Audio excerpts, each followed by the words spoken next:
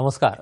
11:30च्या बातमीपत्रात मी विनायक घोडे आपलं स्वागत करतो. सुरुवातीला एक नजर ठळक बातम्यांवर.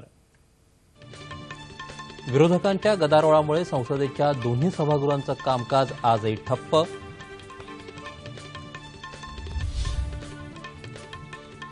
जम्मू काश्मीरमध्ये 2 दहशतवादी हल्ल्यात 2 दहशतवादी ठार, 3 जवान जखमी. बँकांमधून पैसे काढण्याचे निर्बंध रिझर्व्ह बँकेकडून काही प्रमाणात शिथिल.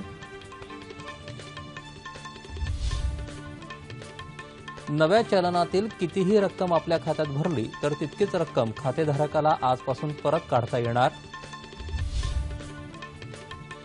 केंद्रीय वित्तमंत्री अरुण जेटली यांनी संसदेत सादर केलं कररचना सुधारणा विधेयक. अघोषित उत्पन्नावर 50% कर आकारणीची तरतूद. पंतप्रधान नरेंद्र मोदी यांनी निर्माण केलेला विश्वास नगरपालिकेच्या निवडणुकीत वाढवल्यानंच भाजपाचे सर्वाधिक उमेदवार निवडून आले मुख्यमंत्री. आणि मोहाली क्रिकेट कसोटी सामन्यात भारताची विजयाकडे वाटचाल.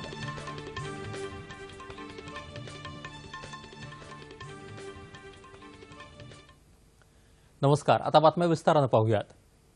संसदेच्या दोन्ही सभागृहात आज कामकाज सुरू होताच विरोधकांनी प्रचंड घोषणाबाजी करत गोंधळ घातला. लोकसभेत कामकाजाला सुरुवात झाल्यानंतर देशातल्या वाघांच्या संख्येबद्दल तसंच व्याघ्र प्रकल्पांबद्दल चर्चा झाली. त्यात वर्ध्याचे खासदार रामदास तडस, रत्नागिरी सिंधुदुर्गचे खासदार विनायक राऊत, ओदिशाचे खासदार कुलमणी सामल यांनी प्रश्न विचारले. त्याला केंद्रीय पर्यावरण राज्यमंत्री अनिल माधव दवे यांनी उत्तर दिले. विनायक राऊत यांनी गेले 6 महिने जय वाघ बेपत्ता आहे असं सांगून जयला शोधण्यात दिरंगाई होत असल्याबद्दल खंत व्यक्त केली आहे. त्यावर महाराष्ट्र, कर्नाटक, मध्य प्रदेश या 3ही राज्यांच्या जंगलांमध्ये जयच्या शोधासाठी कसोशीनं प्रयत्न सुरू असल्याचं दवे यांनी सांगितलं. या चर्चेदरम्यान विरोधकांचा गोंधळ सुरूच राहिल्यानं सभापती सुमित्रा महाजन यांनी कामकाज अर्ध्या तासासाठी तहकूब केल्याची घोषणा केली.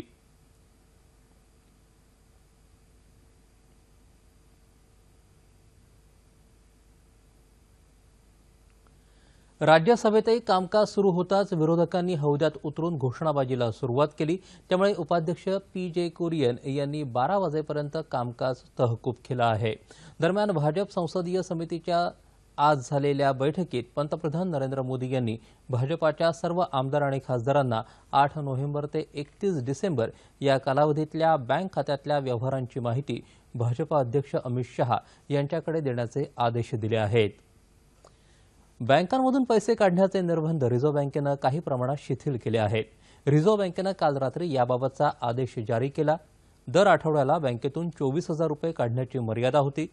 चलन तुटवड्यामुळे हा निर्णय घेण्यात आला होता. मात्र आता आजपासून चालू चलनातली कितीही रक्कम आपल्या खात्यात भरली तर तितकीच रक्कम काढता येणं शक्य आहे. हे पैसे काढण्यावर कोणतेही निर्बंध असणार नाहीत असंही रिझर्व्ह बँकेनं स्पष्ट केलं आहे.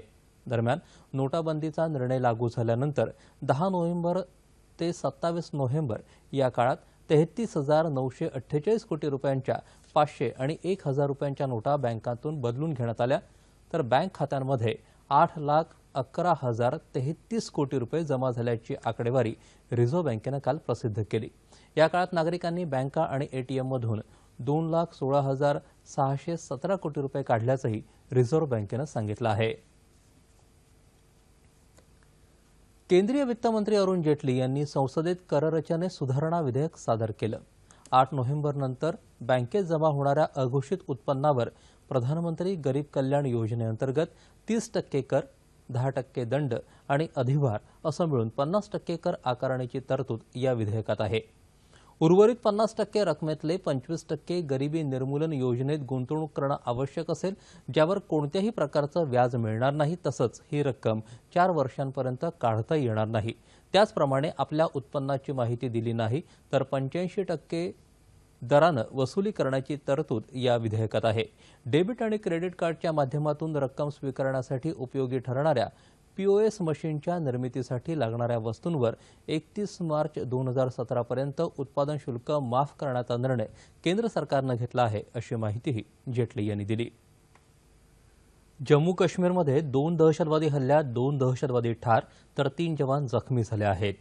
श्रीनगरच्या बाहेर नगरोटा इथं दहशतवाद्यांनी केलेल्या गोळीबारात 2 जवान जखमी झालेत, तर सांबा इथं झालेल्या दुसऱ्या एका चकमकीत सीमा सुरक्षा दलाचा एक जवान जखमी झाला आहे. सांबा इथं रामगढमध्ये होत असलेल्या चकमकीत सीमा सुरक्षा दलानं 2 ते 3 दहशतवाद्यांना कंठस्नान घातलं. सीमा सुरक्षा दलानं या भागातला ताबा घेतला असून शोध मोहीम सुरू आहे. राज्यात 25 जिल्ह्यांमधल्या 147 नगरपरिषदा आणि 17 नगरपंचायतीच्या निवडणुकांसाठी आणि 147 थेट नगराध्यक्षपदांच्या निवडणुकांची काल मतमोजणी झाली. नगरपालिकांमध्ये सत्ता मिळवण्यासोबतच नगराध्यक्षपदाच्या थेट निवडणुकीत राज्यातल्या सत्ताधारी भाजपानं आघाडी घेतली आहे. नगराध्यक्षपदाच्या निवडणुकीत भाजपा आणि मित्रपक्षांनी 65 जागा जिंकल्या, तर शिवसेना दुसऱ्या क्रमांकावर आहे. काँग्रेस तिसऱ्या तर राष्ट्रवादी काँग्रेस चौथ्या क्रमांकावर आहे. एकूण 2501 नगरसेवकांसाठी निवडणुका झाल्या, त्यापैकी भाजपा 610, राष्ट्रवादी काँग्रेस 482, शिवसेना 402 तर काँग्रेसला 408 जागांवर विजय मिळाला. अनेक ठिकाणी प्रस्थापित नेत्यांना धक्का देत नवखे उमेदवार निवडून आले.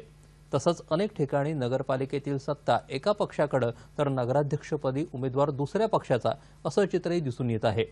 पंतप्रधान नरेंद्र मोदी यांनी या विजयाबद्दल भाजपा कार्यकर्त्यांचं अभिनंदन केलं, तर शिवछत्रपतींचे आशीर्वाद आणि जनतेच्या विश्वासामुळे या निवडणुकीत भाजपाला सर्वाधिक जागा जिंकता आल्या अशी प्रतिक्रिया मुख्यमंत्री देवेंद्र फडणवीस यांनी दिली आहे. नरेंद्र मोदी यांनी निर्माण केलेला विश्वास आम्ही वाढवल्यानंच भाजपाचे सर्वाधिक उमेदवार निवडून आले असं मुख्यमंत्री म्हणाले. अहमदनगर जिल्ह्यात विधानसभेचे विरोधी पक्षनेते राधाकृष्ण विखे पाटील यांना धक्का बसला आहे. संगमनेर आणि शिर्डी नगरपालिका वगळता काँग्रेसला इतर कुठेही सत्ता मिळवता आली नाही. मला एकूण राज्याचं चित्र दिसतंय. याच्यामध्ये काँग्रेसने निश्चितपणे चांगली कामगिरी केलेली आहे. आज 2.5 वर्ष सत्तेमध्ये आल्यानंतर भाजप सेनेला या निवडणुकीमध्ये मात्र त्यांची मताची टक्केवारी कमी झालेली आहे. कुठेतरी जनतेची नाराजी त्यांच्याबद्दल आहे आणि म्हणून काही प्रमाणात नगरपालिकामध्ये काही त्यांच्या जागा आल्या असतील, जादा आल्या असतील. मी ज्या आकडेवारी जे पाहतोय त्याच्यावर माझी ही प्रतिक्रिया आहे. बीड जिल्ह्यातल्या बीड, परळी आणि अंबेजोगाई या पंकजा मुंडे यांच्या बालेकिल्ल्यात भाजपाचा पराभव झाला असून धनंजय मुंडे यांच्या राष्ट्रवादी काँग्रेसनं विजय मिळवला आहे. या निवडणुकीमध्ये भावनिक न होता भाजपने बराच प्रयत्न केला भावनिक करायचा, पण ते भावनिक न होता या ठिकाणी परळीच्या जनतेने विकासाला मतदान दिलं. यापूर्वी एवढ्या मोठ्या संख्येनं नगरसेवक निवडून येणं आणि एवढ्या मोठ्या संख्येने नगराध्यक्षपदाचा उमेदवार निवडून येणं ही पहिलीच वेळ या ठिकाणी या परळीमध्ये झालेली आहे. जम्मू काश्मीरच्या कुपवाडा जिल्ह्यातल्या माछिल भागात नियंत्रण रेषेवर 22 नोव्हेंबर रोजी एका भारतीय जवानाच्या मृतदेहाची विटंबना केल्याच्या प्रकरणात लष्कराला अमेरिकन शिक्का असलेला नाईक व्हिजन डिव्हाइस मिळाला आहे, अशी माहिती उधमपूरच्या उत्तरी कमांड अधिकाऱ्यांना दिली. यातून माछिलच्या घटनेत पाकिस्तानचा हात असल्याचं स्पष्ट होत आहे. नाईक व्हिजन डिव्हाइसच्या व्यतिरिक्त आणखी काही बाबींवरून हे सिद्ध झालं आहे. हल्ल्यानंतर माछिलमध्ये मिळालेल्या एका वैद्यकीय तळावर पाकिस्तानी सुरक्षा दलाचं एक चिन्ह दिसलं आहे. तसंच औषधांवर लाहोर, कराची आणि मुलतानची चित्रं आहेत. दरम्यान 22 नोव्हेंबरला सेनेच्या तुकडीवर घुसखोरांनी केलेल्या हल्ल्यात 3 जवान शहीद झाले होते. यातल्या एकाच्या मृतदेहाची विटंबना करण्यात आली होती. केंद्र सरकारच्या विमुद्रीकरणाच्या निर्णयाविरोधात विविध पक्षांनी पुकारलेल्या भारत बंदला देशाच्या बहुतांश भागात कुठलाच प्रतिसाद मिळाला नाही. पश्चिम बंगालमध्ये डाव्या पक्षांनी केलेल्या 12 तासाच्या बंदच्या आवाहनाला फारसा प्रतिसाद मिळाला नाही. विमुद्रीकरणाच्या निर्णयाविरोधात काँग्रेस आणि काही मित्रपक्षांनी देशव्यापी जनआक्रोश मोर्चे काढले. नांदेडमध्ये जिल्हाधिकारी कार्यालयासमोर काँग्रेसच्या वतीनं जनआक्रोश आंदोलन करण्यात आलं. नागपुरातही शहर काँग्रेस समितीच्या वतीनं जनआक्रोश आंदोलन करण्यात आलं. यावेळी नागपुरातल्या 0 माईलपासून जनआक्रोश रॅली काढण्यात आली. पुणे शहरात राष्ट्रवादी काँग्रेसतर्फे गुडलक चौकात नोटाबंदीच्या निर्णयाचा निषेध करण्यात आला. शहराध्यक्ष खासदार वंदना चव्हाण यांनी आक्रोश आंदोलनाचं नेतृत्व केलं. लातूर शहर काँग्रेसच्या वतीनं जनआक्रोश मोर्चा काढून तहसीलदारांना निवेदन सादर करण्यात आलं. मात्र स्वाभिमानी शेतकरी संघटनेच्या कार्यकर्त्यांनी महात्मा गांधी चौकात साखर वाटप करून पंतप्रधानांच्या निर्णयाचं स्वागत केलं आहे। भाजपाच्या कार्यकर्त्यांनी गंजगोलाई भागात व्यापाऱ्यांना पंतप्रधानांच्या निर्णयाची माहिती देऊन व्यवहार सुरू ठेवण्याचं आवाहन केलं। मुंबईतही सांताक्रूझ कलिना ते बांद्रा खेरवाडी असा आक्रोश मोर्चा काँग्रेस राष्ट्रवादी काँग्रेसतर्फे काढण्यात आला। सचिन अहिर, वर्षा गायकवाड, चंद्रकांत हंडोरे या मोर्चात सहभागी झाले होते। सांगलीतही जन आक्रोश मोर्चा काँग्रेसनं काढला। आमदार मोहन कदम आणि पृथ्वीराज पाटील यांनी या मोर्चाचं नेतृत्व केलं। जनतेनं पुन्हा एकदा भाजपाला एक नंबरचा पक्ष बनवल्याचं पालिकांच्या निकालावरून दिसत आहे, असं मुख्यमंत्री देवेंद्र फडणवीस यांनी निवडणूक निकालांवर प्रतिक्रिया देताना सांगितलं।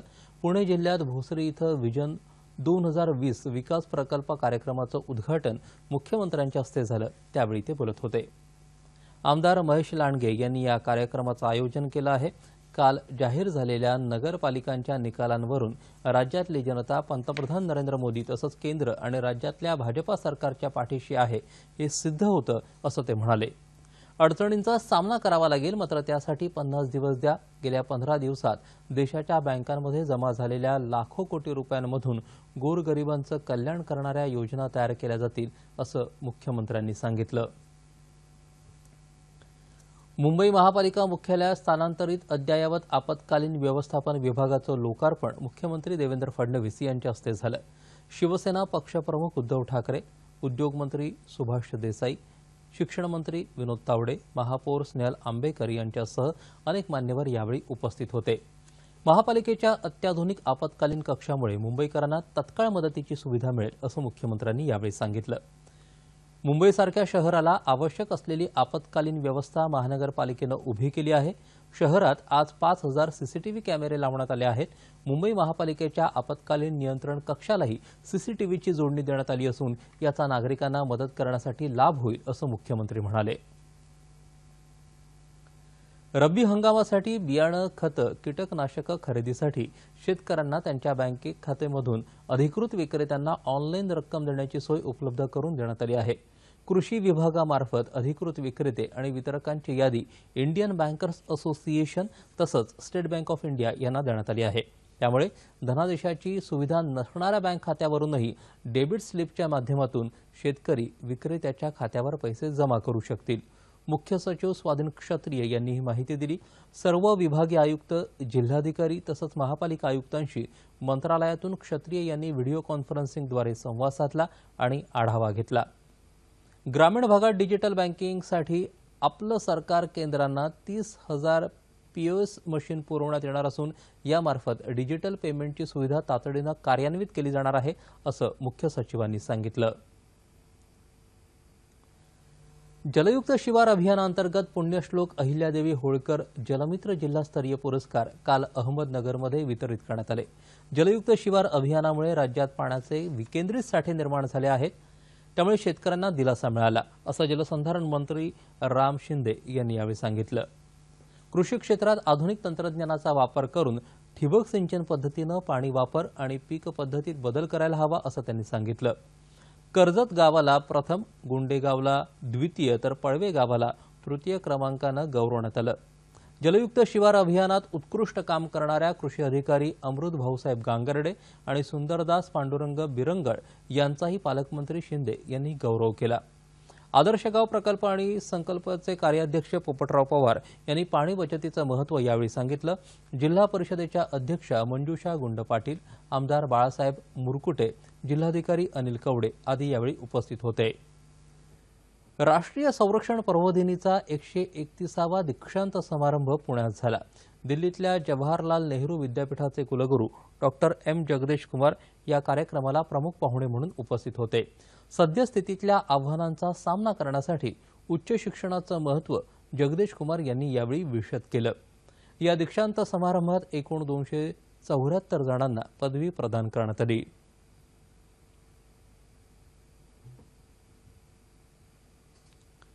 नौदल दिन समारंभाच्या पार्श्वभूमीवर नौदलानं मुंबईत कुलाबा इथं शालेय विद्यार्थी आणि ज्येष्ठ नागरिकांसाठी एक कार्यक्रम आयोजित केला होता। यात मुंबई आणि लगतच्या परिसरातल्या 19 शाळांमधल्या सुमारे 700 विद्यार्थ्यांनी भाग घेतला। त्याचबरोबर ज्येष्ठ नागरिकांनीही मोठ्या संख्येनं कार्यक्रमाला उपस्थिती लावून यावेळी विद्यार्थ्यांना युद्धनौकाही जळून दाखवण्यात आला. तसंच नौदलानं यावेळी काही प्रात्यक्षिकही सादर केली.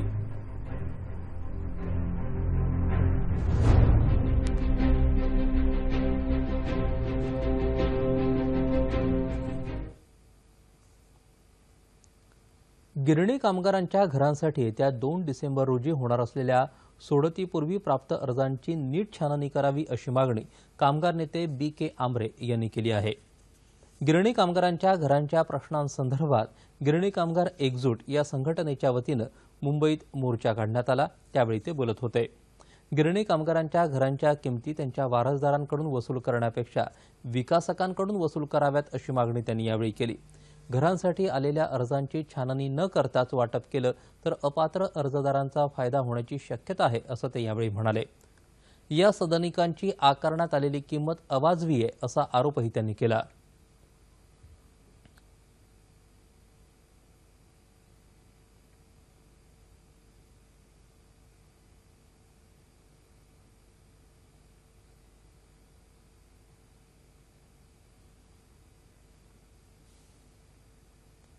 अमेरिकेत ओहायो इथल्या विद्यापीठ परिसरात झालेल्या हल्ल्यात 11 जण जखमी झाले आहेत.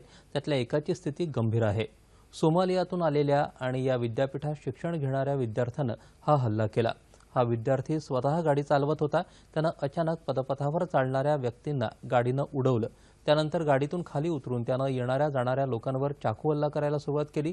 मात्र लवकरच या विद्यार्थ्याला गोळ्या घालून ठार करण्यात आलं.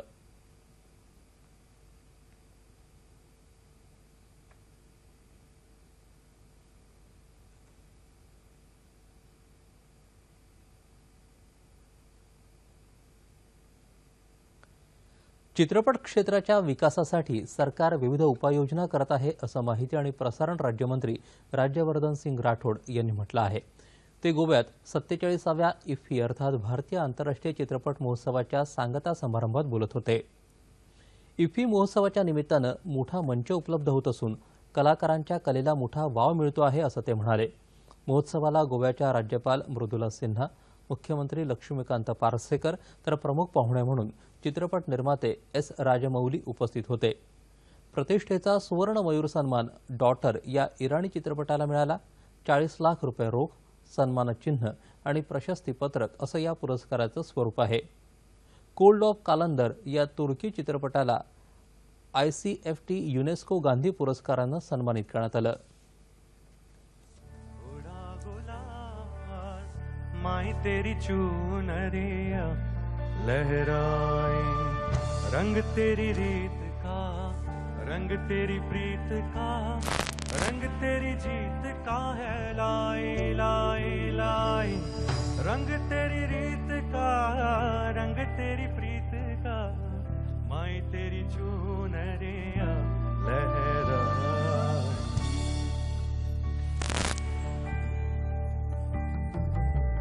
जब जब मुझ पे उठा सवार, माई तेरी चुनरिया लहराए, झीणो झीणो रे उडो गुलाल, माड़ी तारी चूंदलड़ी लहराए.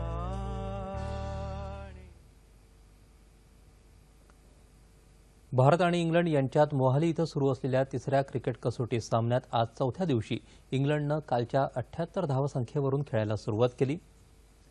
इंग्लंडची सुरुवात डळमळीत झाली. खेळ सुरू होताच बॅटी एकही धावा न करता तंबूत परतला तर पाठोपाठ बटलरही बाद झाला. रूट 78 धावांवर बाद झाला. या डावात इंग्लंडनं 18 धावांची आघाडी घेतली आहे. पहिल्या डावात भारतानं इंग्लंडवर 134 धावांची महत्त्वाची आघाडी मिळवली. इंग्लंडची डळमळीत खेळी पाहता भारताची विजयाकडे वाटचाल सुरू असल्याचं चित्र दिसत आहे. उपहारापर्यंत इंग्लंडच्या 7 बाद 156 धावा झाल्या होत्या. आता जाणून घेऊयात हवामानाची स्थिती. मध्य महाराष्ट्र आणि विदर्भाच्या काही भागात किमान तापमानात सरासरीच्या तुलनेत लक्षणीय घट झाली आहे. कोकण आणि मराठवाड्याच्या काही भागात किमान तापमानात सरासरीच्या तुलनेत किंचित घट झाली आहे. येत्या 24 तासात संपूर्ण राज्यात हवामान कोरडं राहण्याची शक्यता हवामान विभागानं वर्तवली आहे. आता पाहूया ठळक बातम्या पुन्हा एकदा. विरोधकांच्या गदारोळामुळे संसदेच्या दोन्ही सभागृहाचं कामकाज वारंवार व्यत्यय. जम्मू काश्मीरमध्ये 2 दहशतवादी हल्ल्यात 2 दहशतवादी ठार तर 3 जवान जखमी. बँकांमधून पैसे काढण्याचे निर्बंध रिझर्व्ह बँकेकडून काही प्रमाणात शिथिल.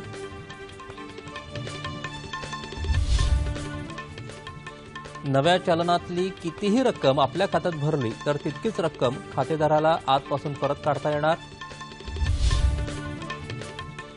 केंद्रीय वित्तमंत्री अरुण जेटली यांनी संसदेत सादर केलं कररचना सुधारणा विधेयक. अघोषित उत्पन्नावर 50% कर आकारणीची तरतूद. पंतप्रधान नरेंद्र मोदी यांनी निर्माण केलेला विश्वास नगरपालिकेच्या निवडणुकीत वाढल्यानंच भाजपाचे सर्वाधिक उमेदवार निवडून आले. मुख्यमंत्री.